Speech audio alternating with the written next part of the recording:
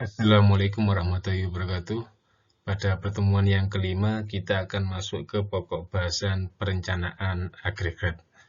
Adapun pokok bahasan yang akan dipelajari antara lain, yang pertama terkait dengan konsep perencanaan agregat. Selanjutnya ada metode JIS, level, dan metode mix yang akan digunakan dalam menyusun perencanaan agregat. Agregat planning disebut juga dengan sales and operations planning. Jadi agregat planning ini biasanya merupakan rencana produksi jangka menengah dan yang mempunyai wewenang untuk membuat agregat planning itu adalah jajaran top management.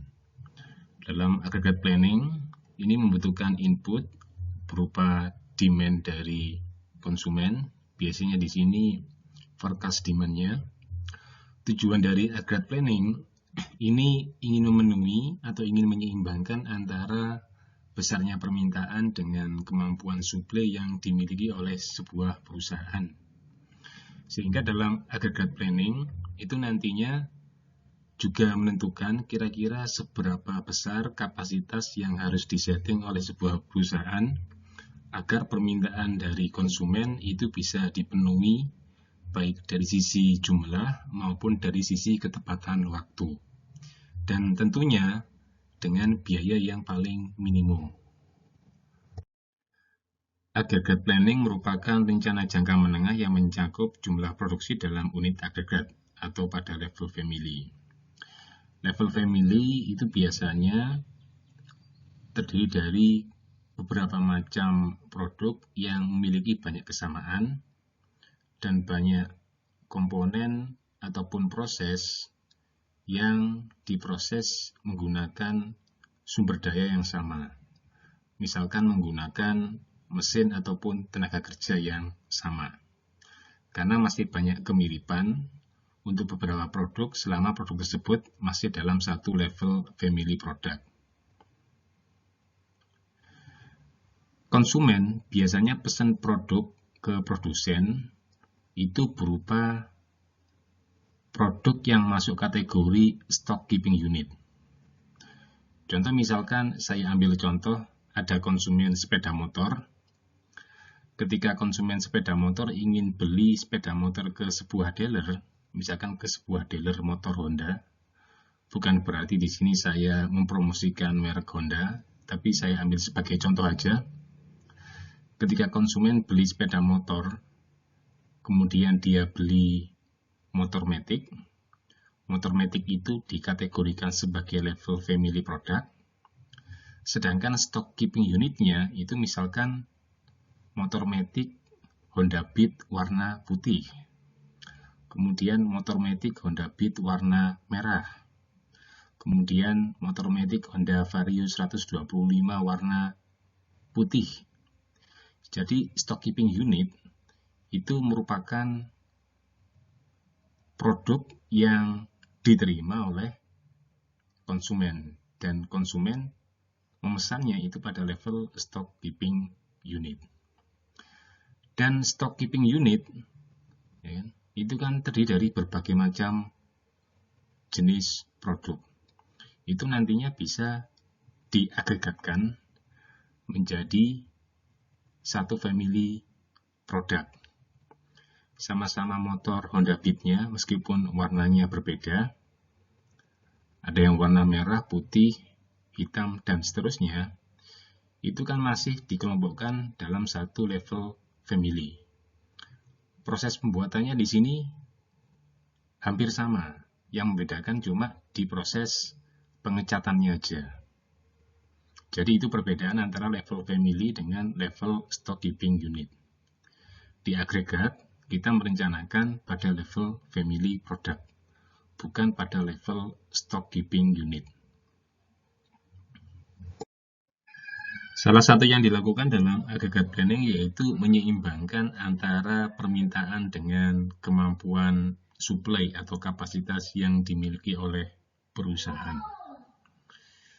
Setelah mengetahui forecast demand-nya, maka langkah berikutnya di sini mengatur kapasitas yang dimiliki oleh perusahaan kira-kira kapasitasnya itu mau disetting seberapa besar untuk memenuhi permintaan tersebut.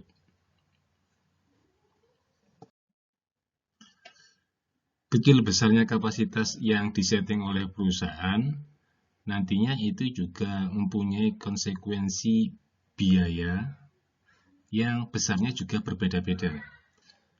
Ada beberapa biaya yang nantinya itu terlibat dalam perencanaan agregat. Yang pertama ada biaya simpan. Biaya simpan itu muncul karena adanya persediaan barang. Contohnya ketika perusahaan memproduksi dengan jumlah tertentu, kemudian hasil produksinya tidak semuanya diserap oleh konsumen, jadi masih ada sisa produksi, kemudian sisa produksinya disimpan di gudang, maka perusahaan menyimpan biaya simpan dari produk yang ada di gudang. Kemudian ada lagi yang namanya hiring cost atau biaya perekrutan tenaga kerja. Kemudian ada layoff cost, itu ada biaya untuk memberhentikan pekerja.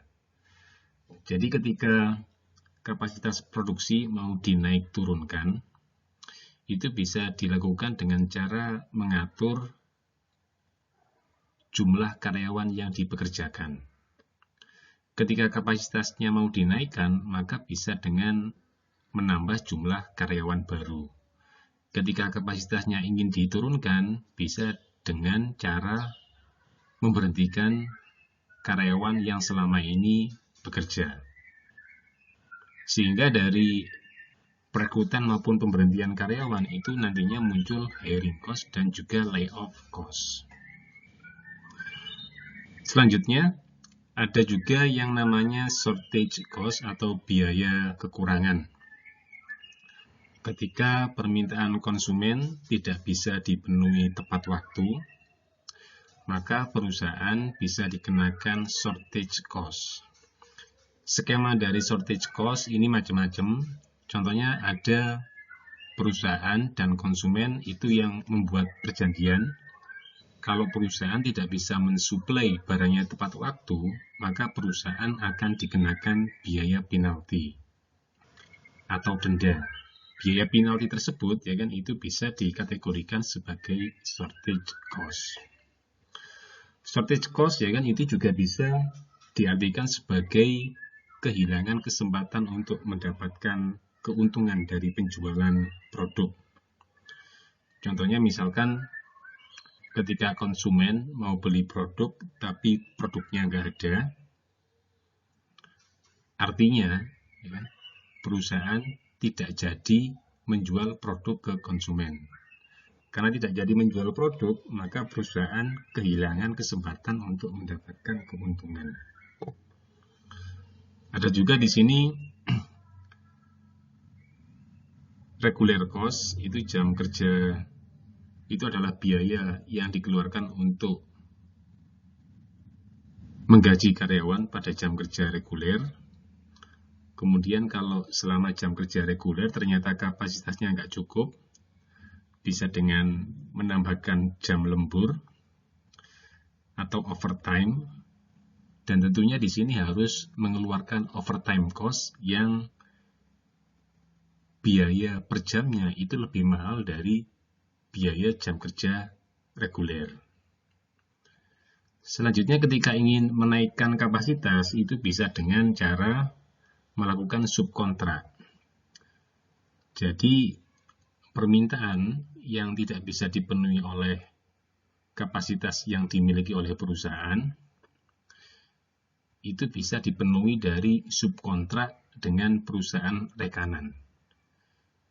Jadi sebagian permintaan konsumen dialihkan ke perusahaan rekanan. Tentunya kalau pakai subkontrak, itu perusahaan rekanannya juga mengambil keuntungan. Jadi ada sharing profit dengan perusahaan rekanan. Ada beberapa strategi yang digunakan dalam perencanaan agregat. Salah satunya di sini adalah chase strategi. Di chase strategi di sini tujuannya adalah agar terjadi zero inventory. atau jumlah persediaannya itu seminimum mungkin. Kalau bisa di sini persediaannya itu 0. Kalau pakai CIS strategi, kapasitas yang dimiliki oleh perusahaan itu disetting naik turun mengikuti naik turunnya permintaan konsumen. Ketika permintaan konsumen naik, maka kapasitasnya bisa dinaikkan, misalkan dengan merekrut pekerja. Ketika permintaan konsumen turun, kapasitasnya bisa diturunkan dengan memberhentikan pekerja sesuai dengan kebutuhan. Kalau menggunakan CIS strategi, ini ada kelebihan dan juga ada kelemahannya. Kelebihannya, inventorinya itu bisa diminimumkan, sehingga biaya simpannya itu menjadi lebih kecil. Sedangkan kelemahannya, kalau pakai CIS strategi itu sulit untuk dipraktekkan, karena menambah atau menurunkan kapasitas itu ternyata sesuatu yang cukup sulit. Apalagi di sini kalau menambah dan menurunkan kapasitas itu dikaitkan dengan merekrut pekerja baru atau memberhentikan pekerja yang sebelumnya sudah bekerja. Itu nantinya akan berpengaruh terhadap moral dari para pekerja. Para pekerja yang bekerja di bagian produksi, mereka bisa memiliki rasa was-was kalau sewaktu-waktu dipecat. Dan kemudian kelemahan lain ketika menggunakan CIS strategi, kemudian ingin merekrut karyawan baru. Ketika ingin merekrut karyawan baru di sini, itu juga biasanya muncul biaya, seperti biaya perekrutan. Kemudian, kalau karyawan baru tersebut belum berpengalaman, harus di-training terlebih dahulu, sehingga memakan biaya dan juga waktu. Dan kemudian ketika akan merekrut pekerja yang baru, belum tentu di sini tenaga kerja yang dibutuhkan itu bisa dipenuhi dari orang-orang yang direkrut. Mau merekrut pekerja sebelumnya yang diberhentikan, belum tentu mereka bersedia kembali untuk direkrut. Karena mungkin mereka sudah mempunyai rasa khawatir terkait dengan kelangsungan nasib mereka di perusahaan tersebut ketika menggunakan strategi merekrut dan memberhentikan dalam kurun waktu yang pendek. Strategi yang kedua dalam perencanaan agregat itu ada level strategi. Pada level strategi ini, kapasitas mesin itu dibuat lebih stabil dan kemudian para pekerjanya dibuat dengan level yang konstan. Jadi selama kurun waktu jangka panjang tidak ada perekrutan maupun pemberhentian pekerja. Di strategi ini juga punya kelebihan dan kekurangan. Kelebihannya di sini moral pekerjanya itu jauh lebih baik. Kemudian jam kerjanya itu juga relatif stabil. Jadi tidak tiba-tiba lembur, ya kan? Karena di sini level kapasitasnya itu dibuat stabil terus dalam kurun waktu cukup panjang. Sedangkan kelemahannya kalau pakai level strategi,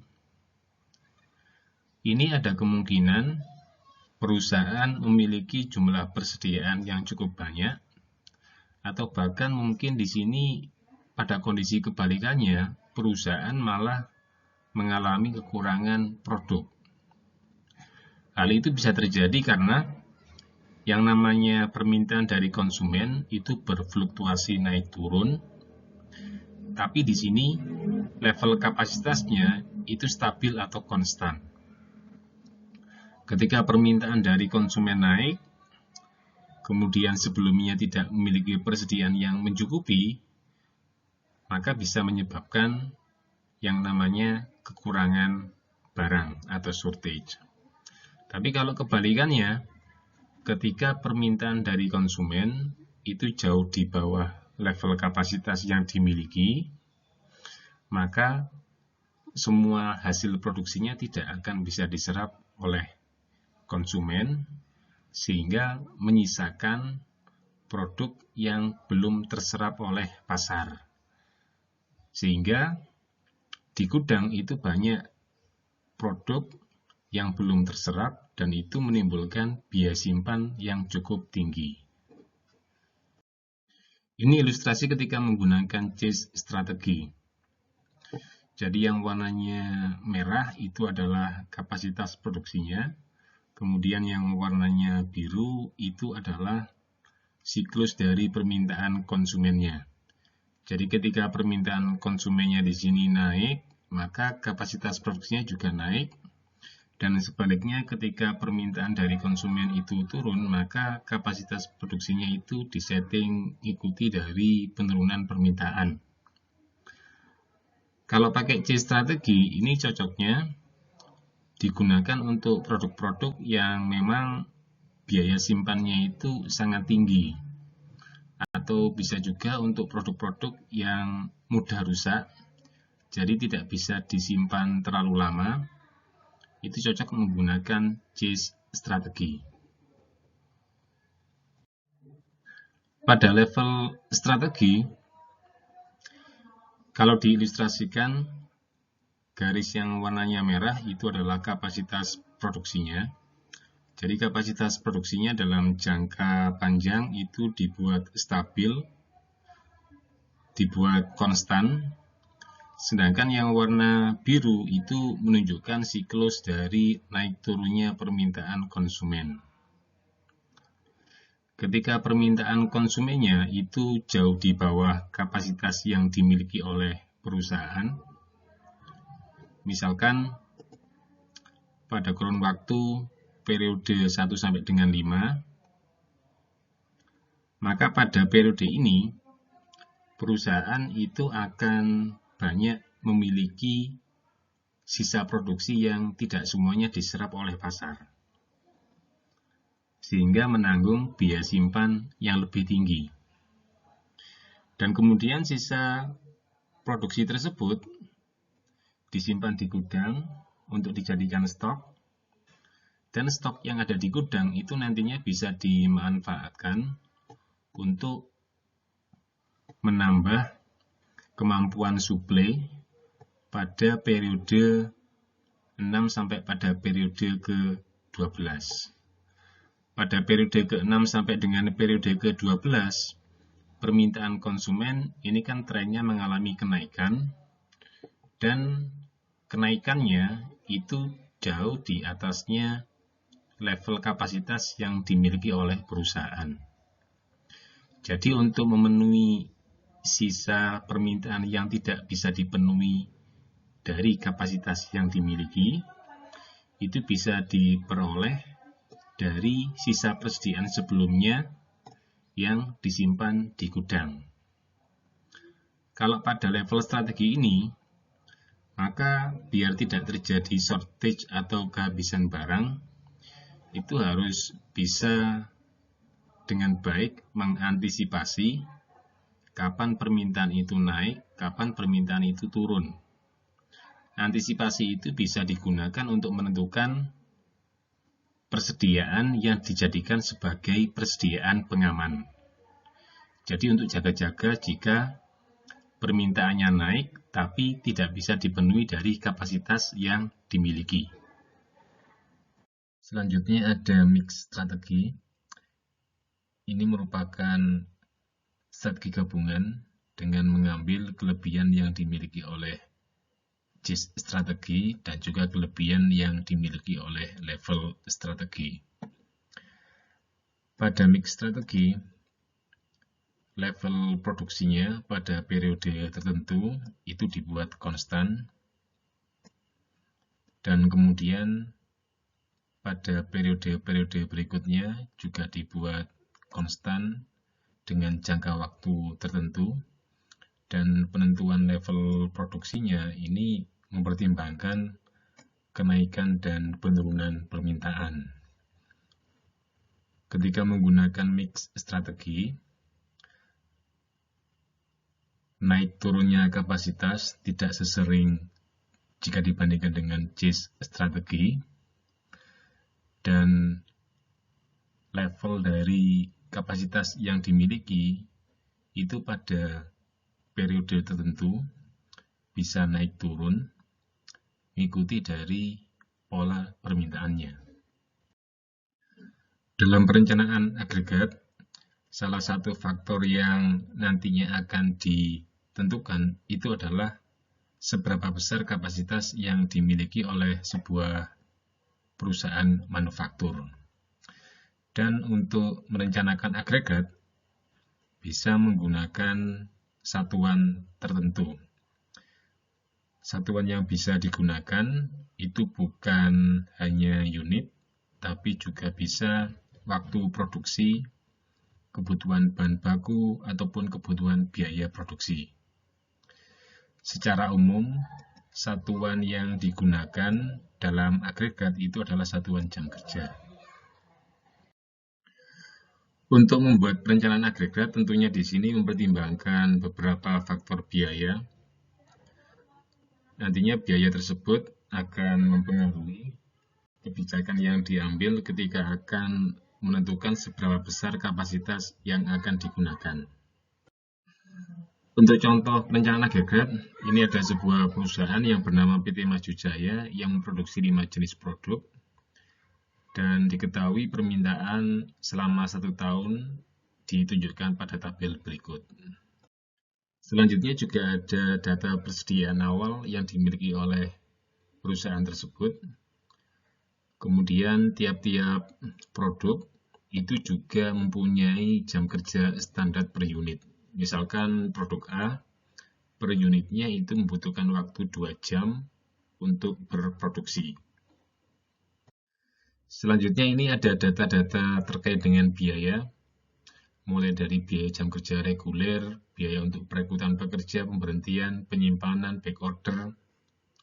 Kemudian ada juga jumlah pekerja awal yang dimiliki, kemudian jumlah pekerja maksimum, hari kerja per bulan itu ada 30 hari, disamaratakan.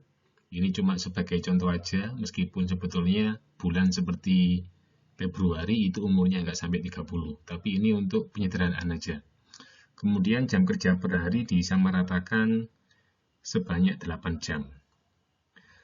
Untuk menaik turunkan kapasitas, di sini bisa digunakan strategi dengan merekrut pekerja atau memberhentikan pekerja. Meskipun bisa menggunakan overtime, part-time maupun subkontrak, tetapi tidak digunakan karena nantinya akan membuat pengerjaannya menjadi lebih kompleks. Kalau permasalahan agregat tadi mau dibuat formulasi model matematika, tentunya di sini membutuhkan beberapa deskripsi dari variabel yang akan digunakan. Berikut ini merupakan beberapa deskripsi dari variabel terkait dengan perencanaan agregat. Variabel di sini merupakan faktor yang nilainya itu bisa berubah-ubah. Tahapan pertama dalam perencanaan agregat yaitu menentukan kebutuhan jam kerja kotor. Kebutuhan jam kerja kotor ini satuannya jam kerja. Dalam perencanaan agregat ini, kita menggunakan satuan jam kerja. Jadi semua variabel yang semula satuannya itu unit, nantinya akan dikonversi menjadi satuan jam kerja.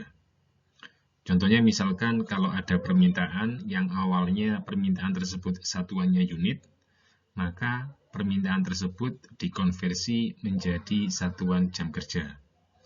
Contohnya misalkan permintaan produk A pada bulan Januari, ini sebanyak 150 unit. Kemudian ketika kita akan mengkonversi permintaan produk A menjadi satuan jam kerja, maka permintaan dalam satuan unit tersebut dikalikan dengan jam kerja standarnya untuk memproduksi 1 unit produk A. Sehingga Kalau 150 unit produk A, itu setara dengan 300 jam kerja. Karena untuk menghasilkan 1 unit produk A, itu dibutuhkan waktu 2 jam. Berikut ini merupakan perhitungan jam kerja kotor untuk semua produk, mulai dari produk A sampai dengan produk E, selama 12 bulan. Semua produk yang pada awalnya permintaannya itu dalam satuan unit dijadikan menjadi satuan jam kerja. Demikian juga dengan persediaan awal. Persediaan awal untuk produk A, B, C, D, E yang satuannya unit itu dikonversi menjadi satuan jam kerja. Contohnya di sini ada produk A pada awal Januari mempunyai stok awal sebanyak 150 unit. Itu juga dikonversi menjadi satuan jam kerja, sehingga 150 unit itu akan setara dengan jam kerja sebanyak 300 jam. Langkah yang kedua dalam perencanaan agregat yaitu menghitung kebutuhan jam kerja bersihnya. Kenapa di sini kebutuhan jam kerja bersih itu perlu dihitung? Karena ada kemungkinan sebelumnya perusahaan sudah mempunyai persediaan suatu produk. Sehingga ketika persediaannya itu masih ada, ketika ada permintaan yang ada itu sebagian bisa dipenuhi dari persediaan sebelumnya. Ini contoh perhitungan kebutuhan jam kerja bersihnya. Pada awalnya di bulan Januari, produk A itu mempunyai kebutuhan jam kerja kotor sebanyak 300 jam. Tetapi di sini produk A itu mempunyai persediaan awal setara dengan 300 jam. Sehingga pada bulan Januari kebutuhan jam kerja bersihnya untuk produk A itu 0. Karena kebutuhan jam kerjanya produk A itu bisa disuplai dari persediaan sebelumnya yang sudah ada. Demikian juga dengan produk yang lain, seperti contohnya misalkan produk C. Produk C kebutuhan jam kerja kotornya di sini pada bulan Januari 600 jam, dan produk C di sini mempunyai persediaan awal sebanyak 200 jam, sehingga kebutuhan bersihnya produk C pada bulan Januari itu sebanyak 400 jam. Setelah menghitung kebutuhan jam kerja bersih untuk semua produk pada tiap bulan, selanjutnya di sini bisa dihitung kebutuhan jam kerja bersih yang merupakan agregat dari semua macam produk. Nantinya, kebutuhan jam kerja bersih yang merupakan agregat dari semua produk ini akan digunakan untuk menentukan kira-kira kebutuhan pekerjanya seberapa banyak yang harus dipekerjakan. Langkah berikutnya setelah menentukan kebutuhan jam kerja bersihnya yang merupakan agregat dari semua produk tadi, maka langkah berikutnya yaitu menentukan kebutuhan pekerjanya. Untuk menentukan kebutuhan pekerja, terlebih dahulu kita harus tahu tiap bulan itu hari kerjanya berapa hari. Di sini diasumsikan tiap bulan hari kerjanya itu sama 30 hari semuanya. Meskipun pada bulan Februari itu umurnya nggak sampai 30, tapi ini untuk penyederhanaan masalah aja. Dan kalau satu hari itu jam kerjanya 8 jam, maka kapasitas jam kerja untuk satu orang selama 1 bulan itu akan setara dengan 240 jam. Sehingga kalau kebutuhan jam kerja bersihnya pada bulan Januari itu sebanyak 400, maka kita bisa menghitung kira-kira berapa orang yang dibutuhkan pada bulan Januari. Yang jelas pada bulan Januari jumlah orang yang dibutuhkan itu lebih dari 1. Karena satu orang saja itu kapasitas jam kerjanya selama 1 bulan hanya 240 jam. Dalam perencanaan agregat, ada 3 strategi yang bisa digunakan. Ada chase strategi yang tujuannya adalah untuk meminimumkan inventory, sebisa mungkin inventorinya 0. Kemudian ada level strategi. Di sini kapasitasnya dibuat levelnya konstan atau stabil, dan kemudian yang ketiga itu ada mix strategi. Pada chase strategi, tujuan yang ingin dicapai yaitu inventorinya kalau bisa itu bernilai 0. Sehingga seberapa besar level kapasitas yang dimiliki oleh perusahaan itu nantinya akan naik turun menyesuaikan dengan naik turunnya permintaan.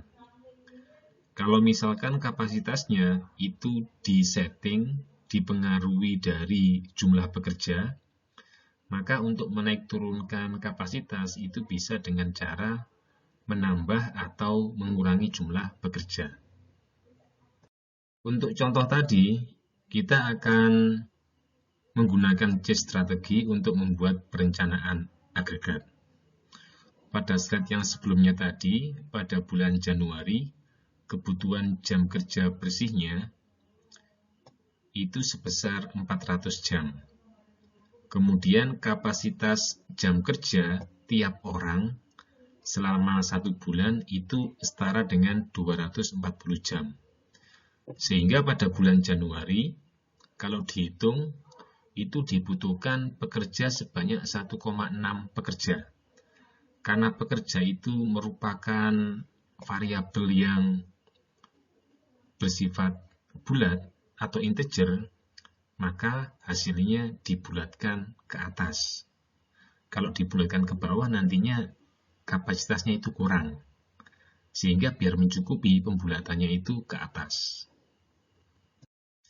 Hasil dari perhitungan kebutuhan pekerja tiap bulannya, ketika menggunakan chase strategi, maka bisa dilihat kebutuhan pekerjanya per bulannya itu akan berfluktuatif naik turun mengikuti dari naik turunnya permintaan.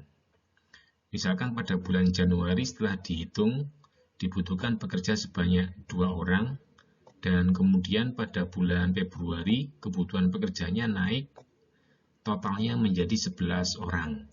Sehingga pada bulan Februari itu harus ada penambahan pekerja sebanyak 9 orang. Demikian juga pada bulan Maret, ini juga ada peningkatan kebutuhan pekerja, sehingga pada bulan Maret itu nantinya akan ada penambahan pekerja sebanyak 6 orang. Dan seterusnya, penambahan dan pengurangan pekerja itu tiap bulannya bisa terjadi kalau permintaan dari konsumen per bulannya itu juga berfluktuatif. Ketika menambah pekerja, berarti memerlukan proses perekrutan pekerja baru. Ketika merekrut pekerja baru, maka konsekuensinya itu akan muncul biaya perekrutan.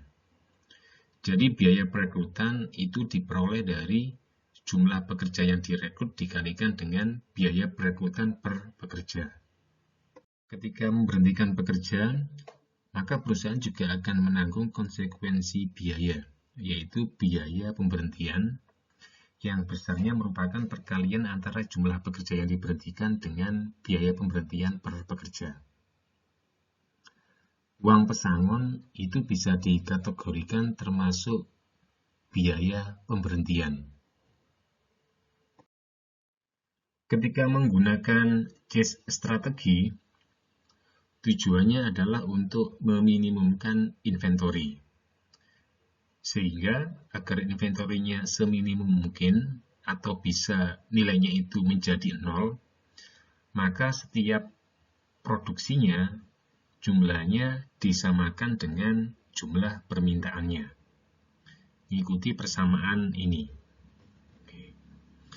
Dan selanjutnya, inventory itu juga bisa dihitung dengan fungsi berikut. Jadi inventory itu dipengaruhi dari variabel jumlah produksi, kemudian dipengaruhi dari persediaan sebelumnya yang sudah dimiliki, kemudian dipengaruhi dari besarnya demand atau permintaan, dan juga bisa juga dipengaruhi dari besarnya back order. Back order itu adalah permintaan konsumen yang belum dipenuhi.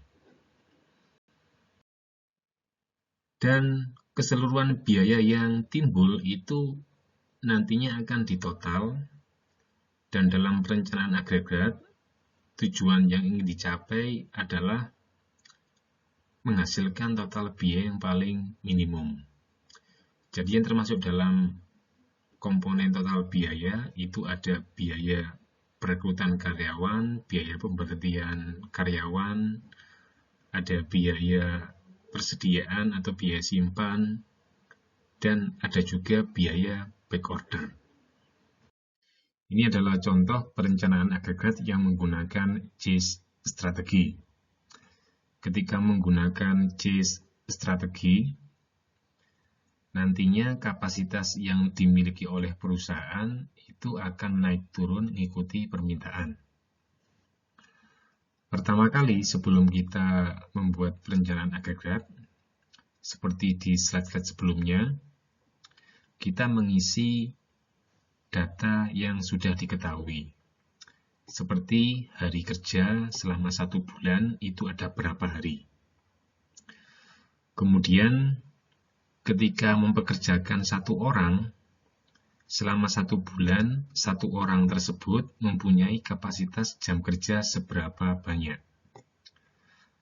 Kalau 1 hari itu jam kerjanya sebanyak 8 jam, maka kapasitas 1 orang dalam 1 hari, dalam 1 bulan itu akan setara dengan 240 jam. Selanjutnya kita juga bisa menginput kebutuhan jam kerja bersih yang sebelumnya telah kita hitung. Kebutuhan jam kerja bersih merupakan kebutuhan jam kerja kotor dikurangi dengan persediaan yang dimiliki. Selanjutnya, pada CASE strategi, kita akan menentukan kira-kira seberapa banyak pekerja yang nantinya akan dipekerjakan per bulan. Pada contoh kasus ini, kapasitas, besar kecilnya kapasitas itu hanya dipengaruhi oleh seberapa banyak pekerja yang dipekerjakan. Oke. Pada kasus ini kita membatasi kapasitas cuma dipengaruhi oleh seberapa banyak pekerja yang dipekerjakan. Meskipun sebetulnya kapasitas bisa juga dipengaruhi oleh faktor-faktor yang lain. Kenapa kita cuma membatasi dari jumlah pekerja yang dipekerjakan aja? Karena di sini untuk membuat contoh soal ini tidak terlalu kompleks.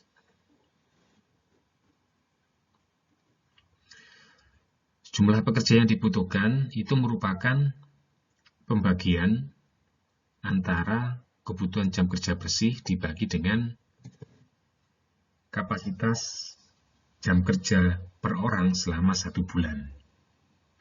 Oke. Dan karena orang itu merupakan variabel yang bernilai bilangan bulat,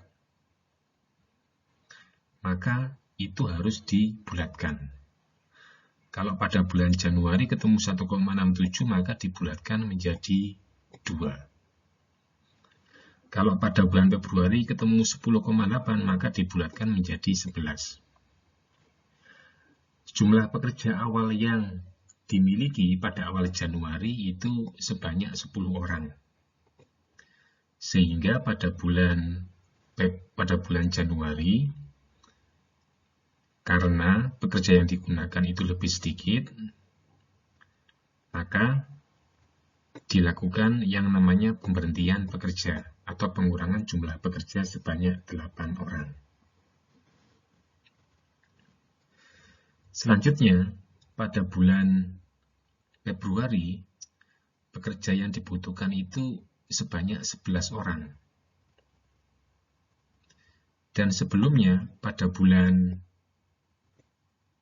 Januari, pekerja yang dipekerjakan itu sebanyak 2 orang. Sehingga pada bulan Februari itu diperlukan perekrutan pekerja sebanyak 9 orang. Setelah kita menentukan jumlah pekerja yang direkrut atau diberhentikan per bulannya, maka selanjutnya kita bisa menghitung kapasitas jam kerjanya. Jadi kapasitas jam kerja per bulannya bisa kita peroleh dari mengalikan antara kapasitas jam kerja per orang selama 1 bulan dikalikan dengan seberapa banyak pekerja yang dipekerjakan. Selanjutnya kita juga bisa menghitung seberapa banyak tingkat produksinya. Karena di sini pakai JIS strategi, maka yang diproduksi itu sama dengan yang diminta. Sehingga ketika menggunakan JIS strategi, maka tidak memiliki yang namanya persediaan.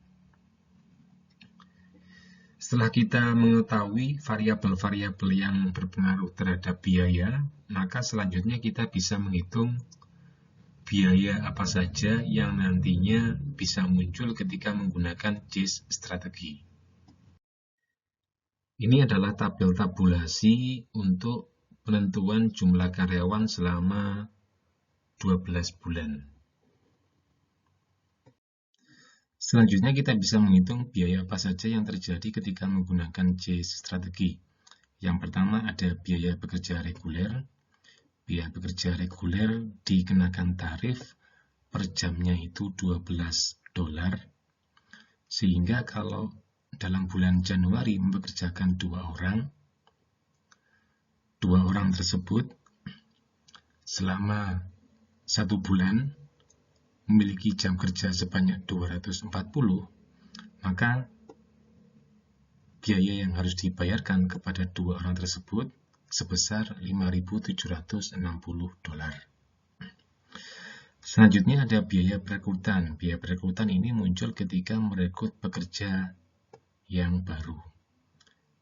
Biaya perekrutan ini misalkan terjadi pada bulan Februari yang direkrut sebanyak 9 orang, dan biaya perekrutan per orangnya sebesar 1.600. Kemudian ada biaya pemberhentian tenaga kerja. Contohnya terjadi pada bulan Januari, pekerja yang dihentikan itu ada sebanyak 8, dan biaya pemberhentian per pekerjanya itu 5.920. Karena ketika menggunakan JIS strategi, yang diproduksi itu sama dengan yang diminta, sehingga tidak memiliki persediaan. Biaya persediaannya juga nggak ada, dan backorder atau kekurangannya juga nggak ada, dan total biayanya merupakan penjumlahan dari biaya yang terjadi, yaitu biaya pekerja reguler, biaya perekrutan, dan biaya pemberhentian. Di sini ketemu total ketika menggunakan JIS strategi. Total biayanya selama 1 tahun kurang lebih 698.000 sekian dolar. Strategi yang kedua bisa menggunakan level strategi. Ketika menggunakan level strategi, jumlah pekerja yang digunakan itu tetap tidak mengalami perubahan, dan cara perhitungan jumlah pekerjanya itu juga bisa menggunakan pendekatan yang berbeda-beda. Bisa menggunakan pendekatan jumlah pekerja maksimum per bulan, bisa juga menggunakan rata-rata kebutuhan pekerja. Kalau untuk contoh ini menggunakan rata-rata kebutuhan pekerja per bulan, yang dicari dari total kebutuhan jam kerja bersih selama 1 tahun, dibagi dengan total jam kerja per pekerja per bulan selama 1 tahun. Ketemu 15,15 orang dan dibulatkan ke atas menjadi 16 orang. nantinya selama 1 tahun jumlah pekerja yang dipekerjakan itu akan tetap sebanyak 16 orang. Ketika menggunakan level strategi, kita sudah menentukan kebutuhan pekerjanya per bulannya itu disetting sebanyak 16 orang. Ketika pada awal Januari pekerja yang dimiliki itu cuma 10 orang, maka kita perlu merekrut 6 orang lagi agar kebutuhan pekerjanya itu tepat menjadi 16 orang. Ketika kita mempekerjakan sebanyak 16 orang, maka unit yang diproduksi itu juga akan menyesuaikan. Dan unit yang diproduksi pada bulan Januari itu melebihi dari kebutuhan jam kerja bersihnya. Sehingga pada bulan Januari, itu nantinya perusahaan akan memiliki sisa persediaan yang tidak terserap oleh pasar itu sebanyak 3.440 unit.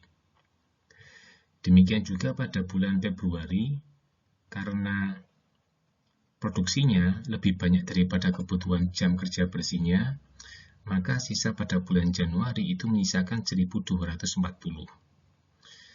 Dan 1.240 itu kalau ketambahan persediaan pada bulan Januari yang masih ada, totalnya di sini menjadi 4.680.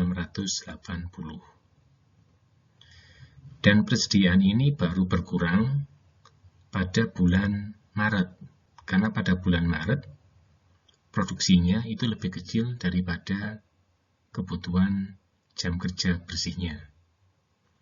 Dan persediaan ini juga akan semakin berkurang pada bulan April, karena pada bulan April kebutuhan jam kerja bersihnya itu lebih besar daripada unit produksinya. Dan semakin lama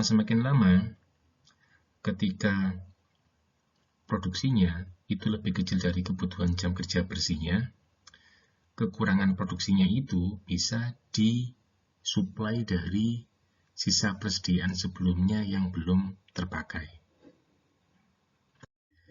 Ini adalah tabel tabulasi penentuan unit produksi dan juga permintaan serta persediaan selama 12 bulan ke depan. Selanjutnya, kita bisa menghitung biaya yang terjadi ketika menggunakan level strategi. Pertama, kita bisa hitung biaya pekerja regulernya. Biaya pekerja regulernya per jamnya dikenakan tarif $12. Kemudian di sini ada biaya perekrutan. Per perekrutan dikenakan biaya $1.600. Kemudian ada biaya pemberhentian. Tapi ketika menggunakan level strategi, tidak pernah dilakukan pemberhentian tenaga kerja, sehingga biaya pemberhentiannya di sini bernilai 0. Kemudian ketika menggunakan level strategi, karena banyak memiliki sisa produksi yang tidak habis, maka tentunya di sini akan menanggung biaya persediaan. Jadi biaya persediaan ini dikenakan biaya sebesar $2,7 per jam kerja selama 1 bulan. Jadi kalau pada bulan Januari memiliki persediaan sebanyak 3.440, maka biaya persediaan pada bulan Januari ya tinggal mengalihkan persediaan tersebut dengan tarif sebesar $2,7. Dan pada bulan Januari dan juga pada bulan-bulan berikutnya tidak mengalami backorder atau kekurangan, sehingga biaya backordernya di sini 0. Dan total ketika menggunakan level strategi, ini merupakan total biaya selama 12 bulan dan diketemukan total biayanya sekitar 648.000 sekian. Strategi yang ketiga yaitu mix strategi. Jadi mix strategi menggabungkan kelebihan antara JAS dengan level strategi. pada mix strategi bisa digunakan teknik smoothing. Jadi smoothing itu di sini mengubah siklus bekerja dari banyak siklus menjadi satu siklus. Tujuannya di sini itu untuk meminimumkan biaya perekrutan dan biaya pemberhentian. Jadi perekrutan dan pemberhentian pekerja itu tidak dilakukan tiap bulan, tapi bisa dilakukan tiap 2 bulan, 3 bulan, tergantung dari nantinya hasil percobaan yang akan menghasilkan total biaya yang paling kecil. Ini contoh ilustrasi smoothing dari pekerja yang nantinya akan dipekerjakan ketika menggunakan mix strategi.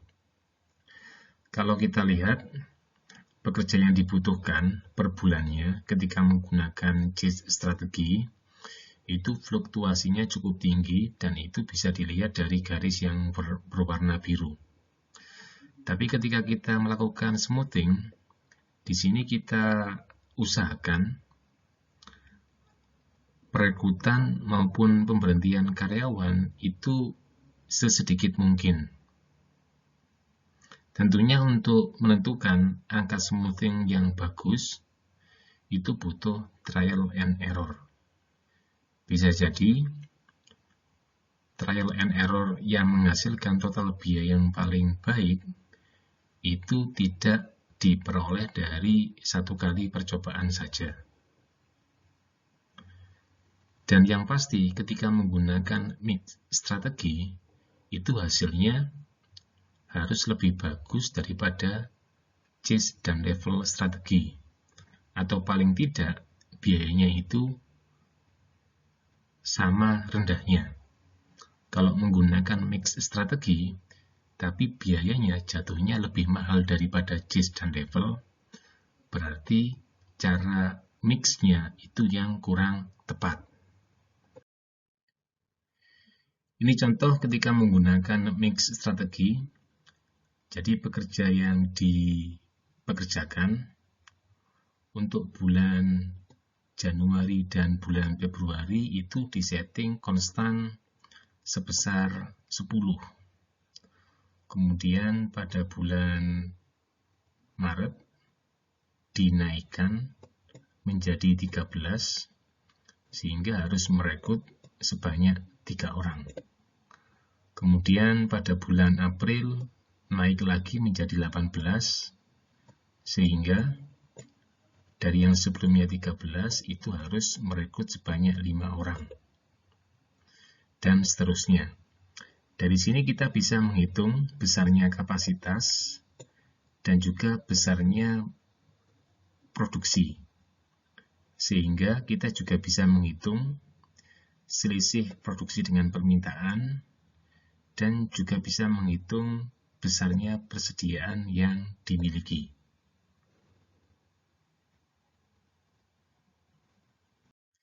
Ini adalah tabel tabulasi ketika menggunakan mix strategi selama 12 bulan ke depan.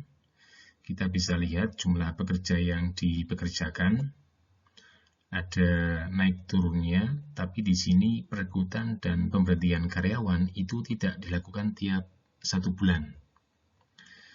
Dan kemudian ya kan kita juga bisa menghitung ya kan kapasitas, kemudian produksinya, kemudian selisih produksinya dan juga persediaannya. Kalau kita lihat ketika menggunakan mix strategi, perekrutan dan pemberhentian karyawannya tidak sesering JIT strategi. Dan kemudian persediaannya juga tidak sebesar ketika menggunakan level strategi. Selanjutnya kita bisa menghitung biaya yang muncul ketika menggunakan mix strategi. Jadi ada biaya pekerja reguler, kemudian ada biaya perekrutan, kemudian ada biaya pemberhentian, dan ada biaya persediaan. Karena tidak mengalami kekurangan sama sekali, sehingga di sini biaya backordernya nilainya 0. Kalau kita lihat mix strategi, itu jatuhnya total biayanya selama 12 bulan ke depan, itu lebih rendah jika dibandingkan dengan chase maupun level strategi. Berikut merupakan perbandingan ketika menggunakan chase, level, dan mix strategi. Kalau chase strategi, kita lihat memang biaya persediaannya itu rendah. Sedangkan pada level strategi, biaya persediaannya itu yang tinggi. Mix strategi, biaya persediaannya itu tengah-tengah antara chase dan level. Kalau pada chase strategi, menanggung biaya perekrutan dan pemberhentian karyawan yang cukup besar. Kalau pada level strategi, ya kan, biayanya lebih kecil. Dan kalau pada mix strategi, biayanya itu di antara chase dan juga level. Ketiga strategi tadi itu merupakan metode spreadsheet. Jadi Anda bisa menghitungnya itu menggunakan Excel. Dan contoh kasus tadi itu hanya menaik turunkan kapasitas dengan memodifikasi jumlah pekerjanya. Untuk menaik turunkan kapasitas, yang dimodifikasi itu bukan hanya jumlah pekerjanya saja, tapi bisa juga dari faktor yang lain seperti waktu overtime dan juga subkontrak.